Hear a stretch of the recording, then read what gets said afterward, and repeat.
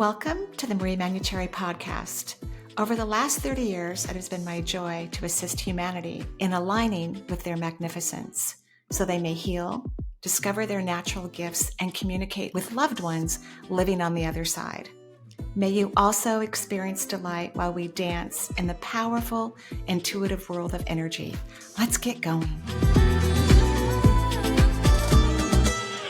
Welcome to another episode of Where Energy Meets the Divine. Thank you for liking and subscribing below if you happen to be watching this on YouTube.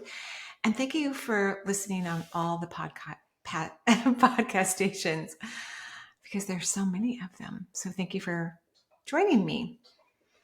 Before we go to our voicemails, I like to call them the phone lines just because I did radio for so long and that's what we called it, the phone lines. I want to talk about your energy system and give a tip on how to charge your chakra system. So there are 7 primary chakras in the body. They line from the pelvic floor, basically, all the way to the top of your head. And they're numbered 1 through 7. Each one has a particular color. Each one, and this is the most important part about energy medicine, has an emotional component. So we want each of the chakras to be in alignment with the emotional component. What that really means is we want the human to have an awareness and use that emotional component in their life. We want them to be aware of it. We want them to utilize it. We want them to create it if they need to. And so I have a technique that I've used for a very, very, very long time. The chakras that are along your spine, 2 through 6, have a front and a back portion. And then 1 and 7, the one in the pelvic floor and the one on the top of your head, they're pairs for each other and they meet multidimensionally at the 3rd chakra, which a lot of people think is the most powerful chakra in the body. I don't follow that belief. I think all the chakras are beautiful and powerful, but I think the throat chakra is the most powerful vortex in the physical body. Chakras can look like orbs. In some religious texts, they look like flowers. They're very beautiful. And everyone seems to agree with the majority of the colors except for one.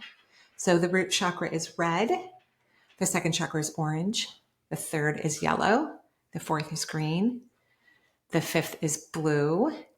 The 6th is purple. And then the 7th one is the one where not everyone agrees in. Some people see it as a really pretty pink magenta, and some people see it as white. I see it as a white chakra. So when I dive into someone's chakra system, the orbs or balls of light that are present there turn into cones to me, with the tip of the cone deep in the body, and then the wider portion of the cone either extends outside of the physical form or it's flush with the skin. The root chakra extends about a foot, so it kind of spins because these cones spin. Chakras are supposed to move. That's how they receive life force energy, and that's how they also transmit stagnant energy, which for humanity, at the way we are right now in our consciousness, people should not be working on releasing stagnation. The body will naturally release stagnation if you have enough universal life force energy in your body. If you have enough high vibrational subatomic particles in your body, it will naturally push up against anything that's stagnant, that's not very vital, and it will naturally release. So if you are a person who's been told or thought that it was best to really work on getting really negative energy in your body, please don't do that unless it feels wonderful for you. Humans don't allow enough energy into their body. I haven't met a human that has too much energy. That just hasn't happened. I've met a couple people when they're in adrenal challenges, like significant adrenal challenges, not the chronic adrenal fatigue that we see in a lot of humans on the planet. I've only experienced it a couple of times where people were like, their cortisol levels were through the roof and their energy felt like too much, because it was running so incredibly fast in their body, like they couldn't really get a handle of it. But again, they didn't really have enough energy particles, but it can kind of feel that way when cortisol levels are dangerously high. So I would love it if learn about the colors if you don't know about them, the position of the chakras. I believe, and I could be wrong because I haven't looked at my website significantly in a while. There might be a PDF of a chakra page that I've used for teaching. But you can just look up chakras online and look at their position and their colors. And what I would love for you to do, whether you want to experience it as an orb, and that means chakras 2 through 6 are going to have two orbs, basically, one in the front of your body, one in the back of your body, or two cones, one in the front, one in the back. I would love it if you start playing with this energy. This is your energy. And chakras govern huge anatomical parts of your body. And they govern your physiology too, like the Krebs cycle, the movement of lymphatic fluid, the dance of your hormones. They're all governed by chakras and energy. So if you could start to hang out in these chakras, and if you feel like you're just creatively making this up, great. This is your energy medicine, multisensory awarenesses, psychic ability. They're all about creativity. It's a very creative field. And it is about allowing our minds to be unlimited in their potential. So let it loose and allow the vortex to spin. Perhaps, so like if I were going to recharge my energy right now, which I am doing as I'm speaking to you, I imagine all of them bright, beautiful colors of the colors that they were intended to be based on what we believe right now. We don't know what we're going to believe in 25 years, right? Things are just going to keep exploding in our awareness. And I like to imagine them spinning happily, joyfully, peacefully spinning. And if you were to look at it as a cone, the cone spins in a clockwise direction if you were outside of your body looking at your chakras, or if you were laying on the floor and you could have a visualization of your root chakra, which is literally in between your legs, you want to see the vortex spinning in a clockwise direction. So I'll briefly go over each emotional component before I go to the phone lines. So again, this is the most important aspect of energy healing, is when people or a person has a health issue, and of course, a chakra will be in the mix, because energy has to change in your body before health begins to even develop. The energy has to be off and a little wacky, not functioning well, and then disease could set in. Not everyone who has, not the best energy system is going to develop disease. It's not a guarantee. It's just like some people can smoke their whole life and never get lung cancer or other forms of cancers. So, but just like it's not healthy to smoke, it's not great to eat high fat food. It's important to eat food that's really good for your body. Some people need to be vegetarian. Some people need to eat protein. I think we need a combination for a lot of people, lots of high vegetables and healthy fruits, and then lean proteins if you want to consume meat, if that's what your body wants. That's how we need to make decisions about our diet, is what does your body want? Because I can tell you, my body has never said when I'm in the grocery store, go buy that piece of cake, go buy those potato chips, go get that bottle of champagne. My body has never said that. Now my mind goes, oh, that sounds delicious. I'm going to go have some potato chips and champagne later. But my body has never said that. So if we listen to our body, we're going to have less potato chips. We're going to have less chocolate cake. We're going to have less champagne. We're going to, or beer or whatever it is for you, because the body actually knows what it needs. And it doesn't need refined sugar, alcohol, and other things like that. It just doesn't. High fat? No, it does not. And I'm sure we've all consumed enough for a lifetime anyway. So now I'm going to go briefly over the emotional component. So the first chakra is about feeling loved and nurtured here on earth, and that you're somehow a part of a community. And that community could be trees and rabbits and dogs, right? It doesn't have to be human beings, but it is helpful because trees and dogs can't always help us in our human experience. They are beneficial and they're necessary, but they can't take you to the doctor or pick up food for you if you're sick, right? But it doesn't have to be your DNA. You just need to have people in your life that you feel loved and adored and cherished by and you feel safe with. I always love whatever neighborhood I'm living in. I like to have some connection to some of the neighbors that are next to me. Just because if I need something or they need something, we can feel free to go knock on each other's doors. Not that we do, but we could, right? We could. And that's part of community. The second chakra is joy. Literally, that's the word that's in that vortex. I call this chakra the juicy chakra. And so, I didn't tell you what all it governs. I'll tell you in my next podcast, which chakras govern what anatomy. And then the third chakra is self-love.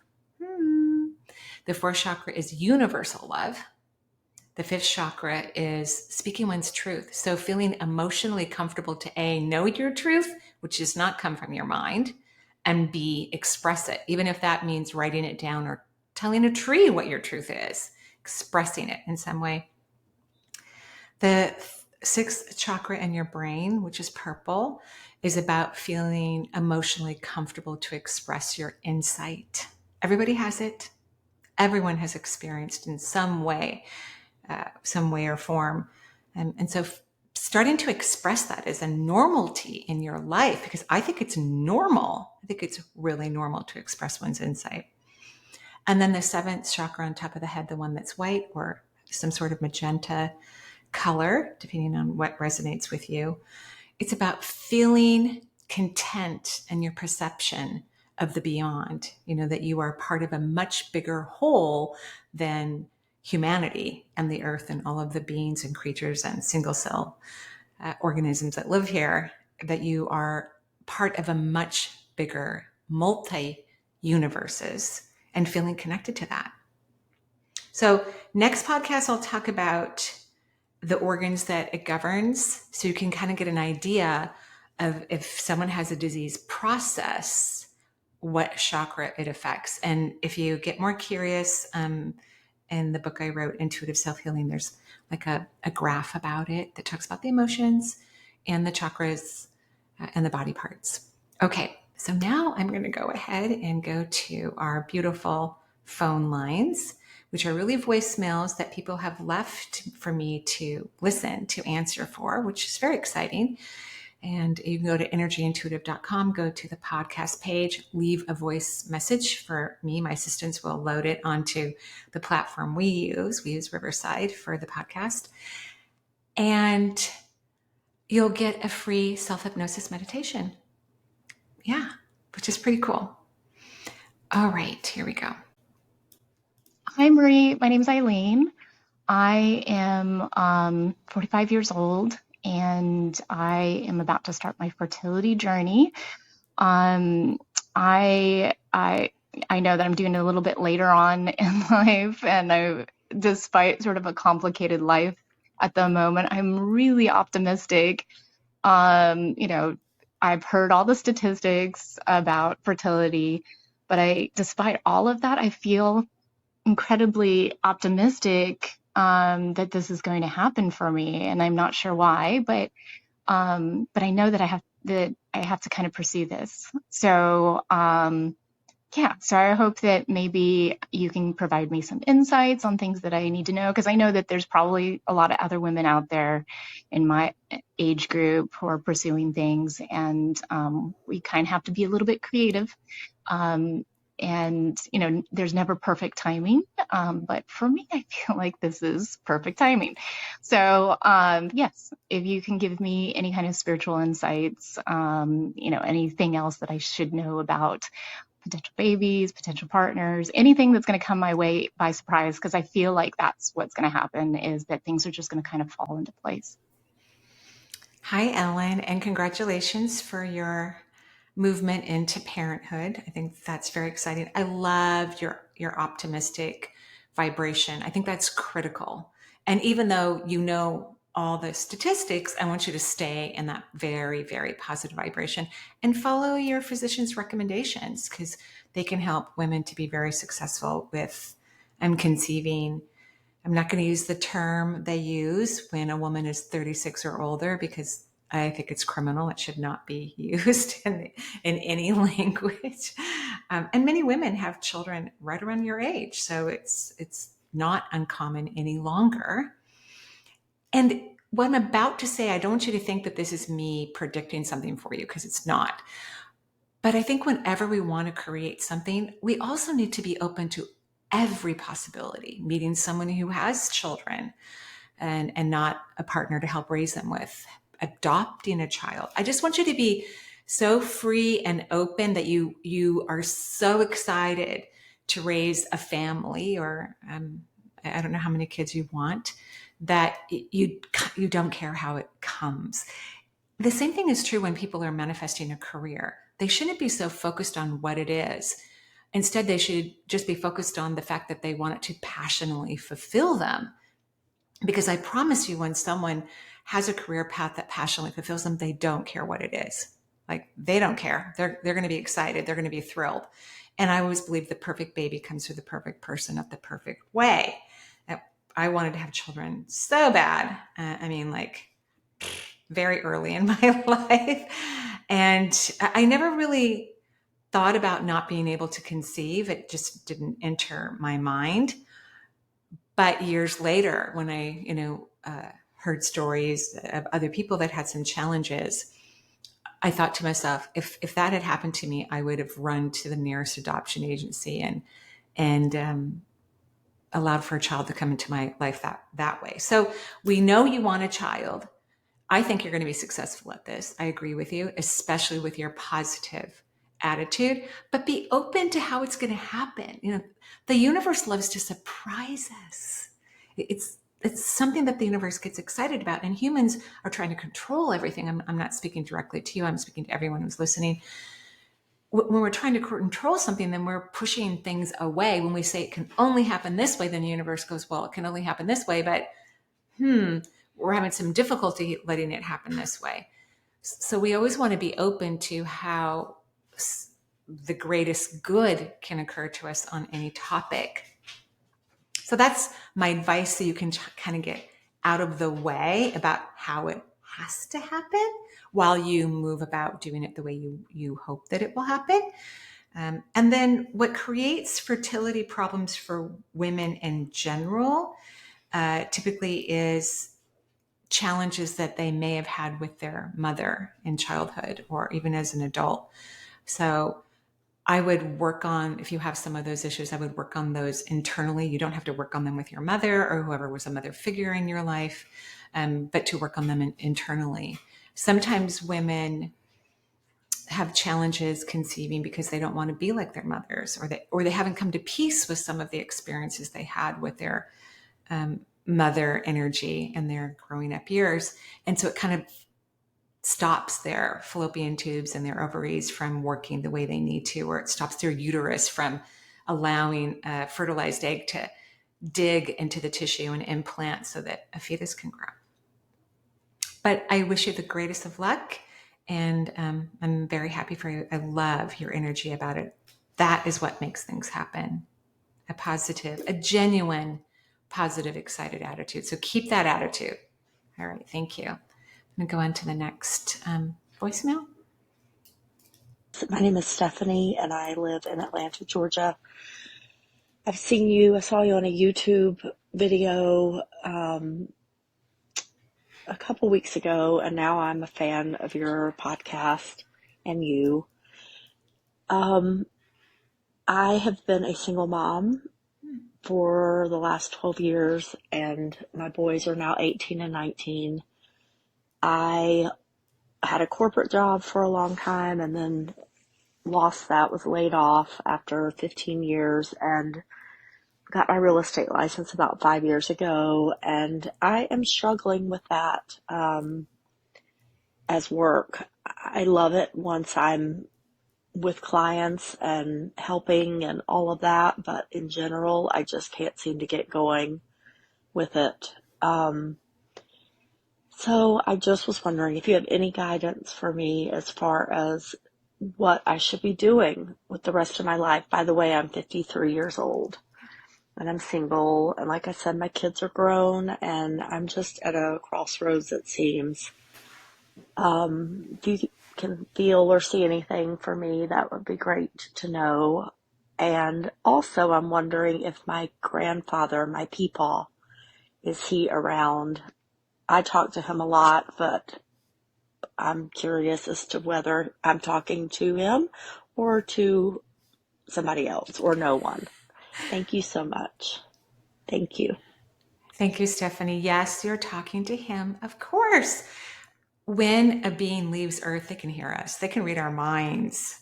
They can see us whenever they want to. They don't have the same sort of blindness when it comes to seeing Earth and their loved ones like we do when it comes to the heavens and beings who've already crossed over. So yes, of course, you're speaking to him. Overall, you're going to have to raise your energy. It's even hard for me sometimes to see to the degree that I could see people's potential or many other things for them when someone runs their energy low. And it's a frustrating thing because you're not happy or fulfilled what's going on with your life. You're feeling, and now I'm asking you to be happy, but you don't know what to be happy about. So it's this weird conundrum where regardless of how your life is going, you do need to figure out how to be fulfilled and happy. Not all the time is our life running at this perfect beat, where we're just super excited, unless you can find things in the present moment to bring you joy. It's critical. This is a critical, important tool for your own success in your life. I do think ultimately you're meant to be a writer. So, and that's a good thing. I was able to see that. But you have some work to do about that. You need to work on your self-worth and your self-love, and you need to figure out what makes you happy. And I think you will have some happy years in the real estate market, actually. So you notice that when you're working with clients, your energy is elevated. You're going to have to learn how to keep your energy elevated even when you're not around other people. And so that's going to be the tricky part. Perhaps get some books on the present moment or listen to some meditations that guide you towards the present moment. One way to kind of experience the present moment, I do wash the majority of my dishes in the dishwasher, but I love to wash dishes by hand. There's something about the running water and the suds and having them air dry. It just puts me in a really high frequency and vibration. And it's kind of a present moment thing. I get to look out a beautiful window. There's warmth of the water on my hands. I happen to love pottery. So I have, dishes, ceramics, and all of those things are something that makes me happy. So it can be something very simple. It doesn't have to be complicated. You don't have to go buy something expensive to get happy.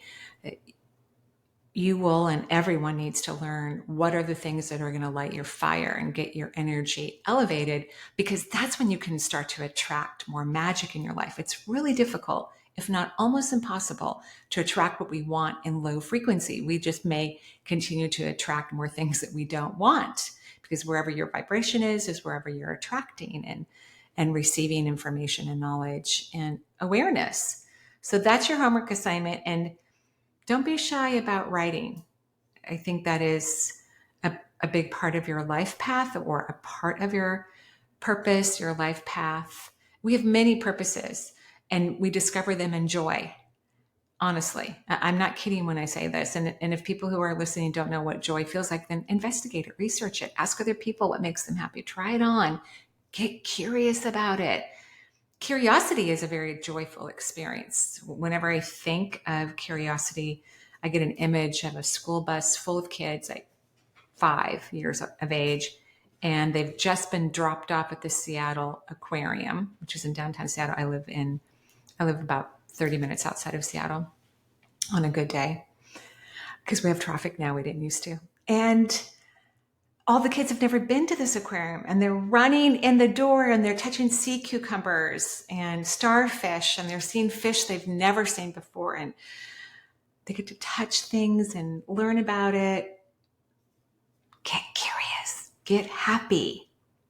And then I think you will have a few good years in the real estate area while you get happier and get clear about what's on your path. I hope that's helpful. Thank you. Hi, Marie. Thank you for taking this. You speak a lot about accepting, following joy, being joyful, following the joy. How do I allow the joy to come through? Thank you. I love you so much. Thank you so much, Victoria. And I just sneezed, so sorry about that. Yeah, here we are talking about this elusive thing for the human race because humanity has got stuck on negativity and loneliness and despair. All of that is mind generated. So joy comes from the emotional response system. As I was describing the chakras earlier, the second chakra is all about joy, and it connects to the second layer of the auric field, which is called the emotional response system. And that's why I ask people to feel slash sit, be aware of the lower half of their body so that they can easily connect to that second chakra and the second layer of the auric field. It is a exploration joyous. It's unique for everyone. Not everybody wants to walk a dog. I do. I love to walk. So the fact that I have a large dog that enjoys walking makes me ecstatic. When I'm really busy at work, then he only gets 1 hour walk a day versus his 2.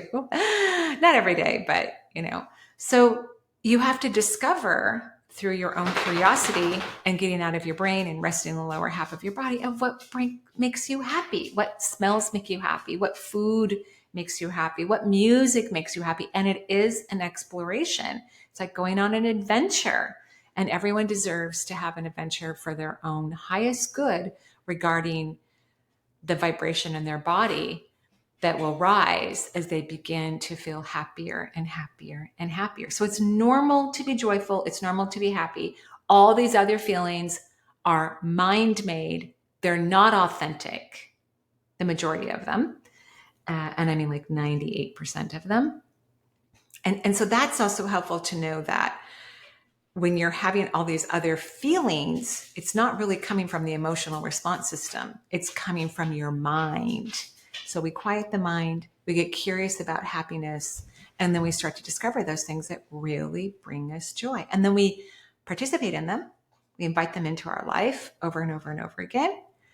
When I found out that how much I love peonies, I planted as many plants as I could around my yard. And they're all just about to burst open right now, so that I can just be in blissful harmony. And I try not to travel when they're going to bloom. I'm like, oh, is that when the peonies are going to be blooming? Because I can't go. No, I'm not going on that trip. No, because I know that it's going to bring me great joy. And I think our time here on earth, although we live longer than we ever have, is kind of short. And wouldn't it be nice if we could discover for ourselves this wonder that we deserve and that will help the entire human race to continue their evolutionary process? Great question, Victoria. Thank you. Hi, Marie. My name is Michelle. I live in Western Oregon. I've got a health question for you. So I'm feeling this tightness on my chest. It feels like a rock is there. It's related to family of origin issues that are going on with my dad and my siblings. And I'm wondering how I can approach it and if I need to do anything. I'm trying to help my dad make his will and his final wishes shared between all 3 siblings. There's a lot of secrecy going on and a lot of behind the scenes drama, and it's just affecting me. So I'm just wondering if you can give me insight on this, the best path forward for me and my body. Thank you. You're welcome, Michelle. Really good question, by the way. And I'm so sorry. I can't tell you how many people, including my own extended family, have weird issues with wills and family members who think they're entitled to the hard work and sweat and tears of the older generations. It's perplexing to me, but that's what you're dealing with. You're dealing with people who feel entitled to the money they did not create. And that's not true at all. That is absolutely not true. I always tell some of the people in my family who are now retired that I hope they spend every dime of their money and have so much fun and that there's nothing left for us. That's what I always tell them, because that's really what should be happening. So I'm sorry for the tightness, but if it continues, just please go get a checkup. I just think it's smart. I'm not always 100% accurate. So chest pain is something that, is problematic in our world. So I just, if it continues, if it's been going on for a while, just go get it checked out just to be on the safe side. I don't think this is what you think it is. When you use the word generational, it kind of gave me a feeling that you feel extremely responsible for your DNA. And I really wish the majority of the population would not have that kind of unauthentic perception about their DNA. So most likely the people that you were born to and who are connected to you through, blood, you may never see them again after you cross over and have some sort of reunion. If you want to, you may never have a lifetime with them again. There are so many souls out in the universes. I mean, look at 8 billion human ones on Earth. So there's so many different people that we can have different experiences with, so many different energies, and we're all independent contractors. So there isn't even these karmic contracts that people think exist between souls, that we have to finish this one problem with this one person or we're going to be cursed for life. That doesn't exist. Creation is very loving and kind and compassionate and intelligent. It's an intelligent energy. So no one is responsible for other people's happiness or joy. We're only individually responsible for our own happiness and joy. That is one of the laws of the universe. And because we're souls and we're eternal and we never die, it makes sense when you're in the soul, non-physical aspect of reality, but it doesn't make sense to most humans when they're in the human realm of their existence. So you're going to have to kind of let go of this, because your dad's been a little bamboozled by some family members, and he's scared. He's getting older. So if you're the executor of the estate, then we don't even need to have this conversation. But if you're not, I think it's going to be challenging to shift that. I think it's going to be somewhat difficult. And I think you can do the very best you can about this, but sometimes as people age and they get scared and they get worried, and then if there's people in the family who feel entitled to everything that they made in their own lifetime, it's really hard to stop that process from happening. It's very, very difficult. Not only when it's happening, but even after the parent or grandparent or whoever it is has become deceased and their energy's on the other side. It's difficult to unravel these, estate issues. So I think the heart chakra discomfort, though, it isn't really about them. It's about you not feeling seen and loved and adored and cherished. And it's really not about other people, honestly. It never really is. We're really here for our own evolution and process. So it'd be nice for you to start repeating silently or out loud, every day for 5 to 10 minutes. You can break it up however you wish to throughout the day. What if I easily feel loved, adored, and cherished? Because we want to heal that. We want you to have different experiences regardless of how the wealth is divided. And you're right, your father is going to want it divided accurately, but it may not happen that way. Sometimes for some reason, really nice people will trust the meanest person in the family. It's part of that weird connection where we see highly empathic individuals and individuals have a lot of selfishness coming together to work out some sort of individual soul desire to heal. I hope that's helpful. Thank you. Hi, Marie. My name is Carol. I am very much into health and fitness, and I was a world-class top athlete for many years. But last year I had to have robotic hysterectomy surgery, and after that happened, I also had to have a transfusion before that. But after that happened, my stomach was all swollen and everything, and I thought that was normal, but it never went down, and it got bigger and worse, and the pressure was intense. And then I couldn't, I had like a blockage in my bowels and what have you, and I could not break it down for well over a year. Slowly now it's breaking down a little bit, but it's so debilitating. I could hardly even walk. I've lost tons of weight. I'm down way past 95 pounds, and I've lost all my muscle and what have you. I'm 73, although my son said I'm 74. But anyway, but I know I would be in an excellent shape. I've been in excellent shape my entire life. And this has taken 2 years of my life. And now this is where I am. I would love to know if you know of any other people that have had a problem after the robotic uterine surgery. Hello, Carol, and thank you. I'm so sorry you had all of these issues. I don't know that many people who've had the robotic hysterectomy before. Um, so I'm sorry, I don't know. I've seen a lot of people over the last almost 30 years all around the world, but it must still be relatively new. I mean, I know that robotic surgery is everywhere now. And so it may not be related because I think you're kind of stuck on it's the robotic surgery that caused this. Even if you hadn't had the robotic arm participating in the surgery, you could have still had these very same symptoms just from having surgery. I mean, that can happen. Weird stuff can happen. So whenever we look at the intestinal tract where you had the blockage, I'm so glad it's getting better. And make sure you're doing probiotics and prebiotics and eating really, really good food. And don't worry about how you're looking right now. You're probably healthier than most people that are 20 years younger than you, because just because you worked out for so long and were an athlete. And so you probably even have more muscles than many people that are much younger than you. Seriously. And I'm not saying I disagree with your description of how you're feeling and what happened. I agree with you, but I'm just telling you the truth that you probably have more muscle mass than many other people, even younger than your age. So get that robotic thing out of your head.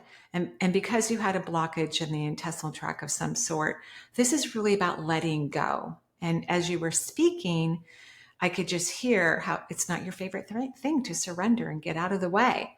And it's a beautiful skill set when a human being can learn to surrender. It takes practice, because it's not every day that something happens to us that we need to surrender. There's always things that we need to surrender about, but it's not every day where it's right in our face, creating more problems than we would like it to. And this is one of those moments. So here's your homework assignment. I would love for you to start repeating silently or out loud. What if I get out of the way? What if I surrender? What if I let go? I just want you to start repeating this because this is going to help move whatever has been causing you issues out of your body. You're going to be able to let go. I don't think you are great at letting go. And people who are, like athletes who have to perform and work really hard and work out, they aren't the best at letting go. I mean, most people don't get up at 3:00 in the morning to work out really hard so that they can be successful in their craft. But athletes have to, and they do, and they're very driven, they're very focused, and they're extremely disciplined. None of that says anything about surrender or get out of the way or letting go. So this is something you wanted to learn in this lifetime, and this is your opportunity to learn to surrender and let go. I hope that's helpful. And you're just going to get better and better and better and better. Thank you so much for your question. Hi, Marie. My name is Aga. I currently live in Belgium.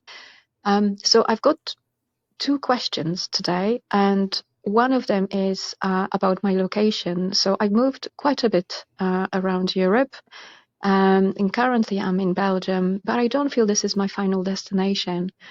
And I was wondering if you see any geographical movements for me in the future that will actually make me want to stay in that kind of location.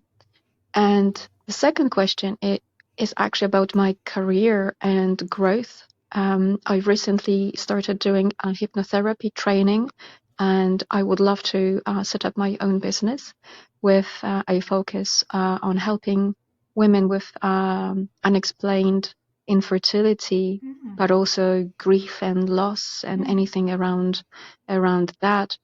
But at the same time, I've seen one medium in the past, and well, actually 3 medium over the course of 1 year.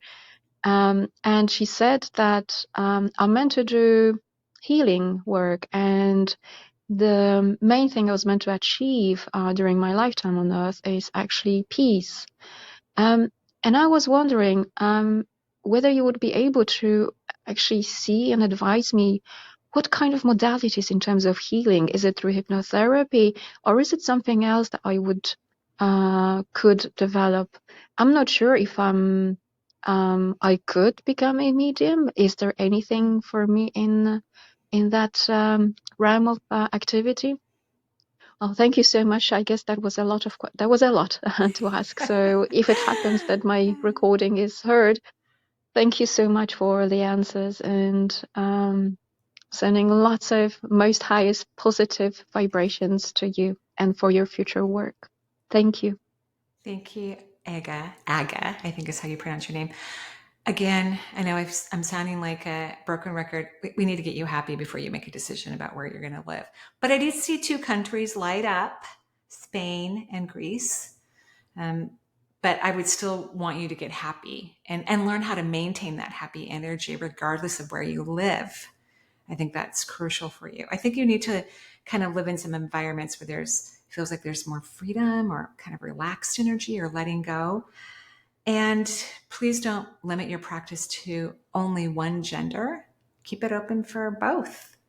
I think that would be, or however someone identifies themselves. I think that's crucial and important. That as we all grow in consciousness, and we all need awareness and healing. I think hypnotherapy is a profound way to heal. Whenever I have, because I like health issues I find interesting, because I actually love disease. I think it's cool. Not that I wish it on anyone, of course, but it is a big part of my life in terms of helping others. And I think the fact that I love it makes me easy to communicate with it and reorganize it and help people to change their perceptions and move the energy so it can be different. And so when I have a health challenge that I haven't been able to readjust, one of the people I see is a hypnotherapist. Her name is Neela. She's on my website as under referrals. I think she's very talented. So I think you're in the right place. Now, it doesn't mean that's all you get to be. You get to be as much as you want to be. In fact, one of the things that happens for energy workers is they become mediums. I was an energy worker first, and within 2 years of practicing energy work in the hospital, I started to see people who had already crossed. The same thing is true for mediums who are working in the energy world as a medium. They start to see health issues in their clients' bodies. So moving into your field, hypnotherapy is energy work. It's really the in a way the bread and butter of energy work, because we're always needing to have people think differently, and hypnotherapy allows that to occur. Moving subatomic particles can make that occur too, but hypnotherapy is really good at it. So go ahead and get started. Be open to all kinds of humans, however they identify themselves, and get happy before you move again, because you've already moved a lot. I hope that's helpful. Thank you. Hello, Marie. My name's Emily. I live on the Isle of Wight, just off the south coast of the UK. I'm really enjoying your podcasts. I've been working on myself the last 16 years energetically and doing loads of amazing clearings and learning to love myself and find inner peace. Recently, I've just sort of felt that I'm perimenopausal, which is something I'm not really understanding from a spiritual reason why women need to go through that. So any light you could shed on that would be amazing. And also the dislike I have of myself, which feels very alien, and I've done so much work on loving myself, and yet this feeling of becoming older and worthless, I guess, is doesn't feel congruent with my conscious thoughts, but it's a deep feeling of huge sadness inside. I'm not really sure who I should be speaking to on the other side. I haven't lost anybody. I don't I don't sort of miss anyone. No one's passed on that I sort of have any connection with. So I'm not sort of sure who I should be reaching out to for help and support on the other side to help guide me through this. Thank you so much. Thank you, Emily. Well, you do have spirit guides. There's archangels there, and there's a whole population of angels that are very active in the human reality, because we're kind of the lowest dimensional realm, and so we need a lot of help. When you're in a non-physical reality, your body doesn't die. You don't need food, money, housing, partnership. You don't feel lonely because you connect with everyone energetically, and so it's a very comforting, joyous, happy place. So, menopause is really, it's just a shift, and we will have to prolong it for the generations to continue, because women are waiting longer to have children. They're having careers. They're doing other things. And of course, some people don't want to have kids, which is great. No one should have a child unless they want to, because they never really go away, ever. And I say that with great joy and the truth, because I have, 3 children and 3 son-in-laws and 5 grandkids currently, more to come. So menopause, it's in the human realm still, and starts, perhaps in our 40s in terms of premenopausal symptoms, sometimes earlier, because we just have a belief based on what we've experienced historically. But as our population keeps changing, people are living longer, women are delaying childbirth, then things are going to change. They're already starting to change. Women are having their babies in 40s and 50s. It's happening. So that's going to change. But the main energetic reason why, let's say, we go into menopause is because when a woman goes into menopause, certain things change in her emotional well-being. So if a woman's been over giving, over nurturing, cared more for others than herself, it's almost like she grows balls, which is really ovaries. Her ovaries get strong and she gets feisty. She gets a little feisty. She starts to set boundaries. She thinks about herself. The same can be true for, let's say, a woman who was very self-aware and self-determined, but didn't have that softer side of her feminine energy. Moving through menopause can help bring that softness to her. So it's a moment in time where women transform. It's a transformative process. Some people call it, what is that term? It's like the witch, but it's an old term, for witches. I can't recall what it's called, but what it is. I'm sure someone will write it down for me. It'll be in the YouTube comments. So could you fall in love with age? And could you also feel younger?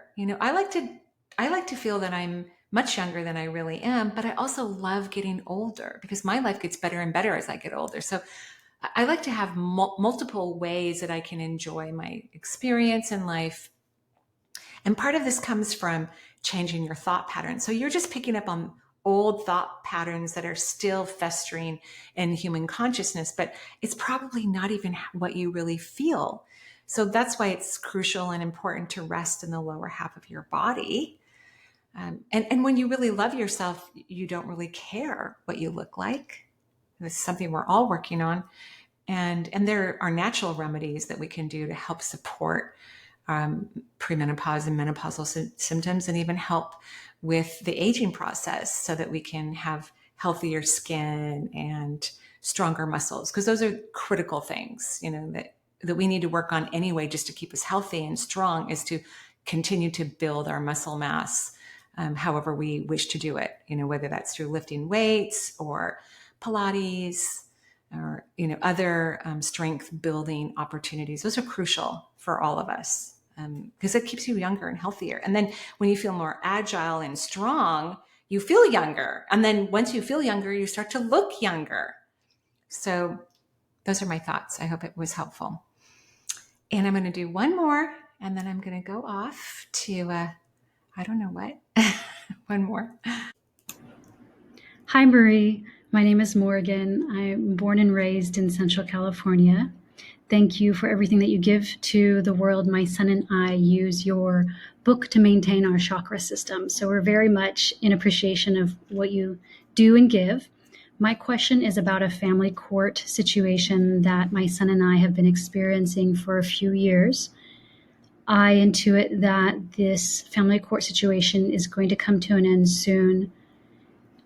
What is in my highest good to understand about how to make sure that this family court situation closes up in the best possible way for me and my son?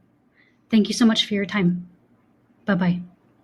Thank you, Morgan. Well, you could just wait it out to your son's 18 and then all the problems will magically disappear. I mean, it's already taken a long time. And so sometimes, we have people who don't want to compromise in our lives, and there's certain things that we refuse to compromise on as well. And it makes it difficult. So your higher self is asking you to check in with yourself about what is going to bring you the greatest joy. Should you just wait this out for the next whatever years? Because I don't know how old your son is until this whole thing radically just disappears.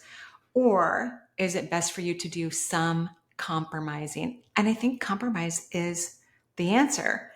I keep seeing this moment in time where my former spouse and I were fighting over a piece of furniture. We were in our mediation for our final divorce.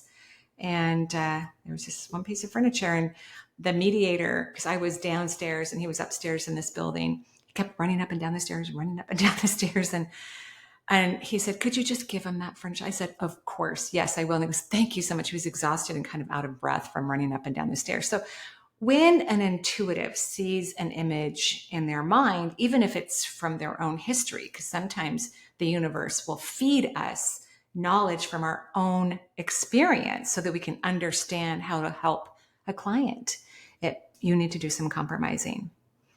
And obviously I don't know all the circumstances. I know that the person that you're in family court with, that it's difficult. This is a stubborn person who doesn't want to let go. But I think you're going to need to do some compromising. And then, yes, it will come to an end, because once some of the compromising has been presented, it will just look ridiculous for the family court proceedings not to finalize. I mean, it'll be obviously ridiculous from judges and other lawyers and social workers or whoever else is involved. So that's what I recommend. And I wish you the best of luck to you and your family. Thank you, everyone, for listening to this podcast. And I will see you soon. Bye-bye for now.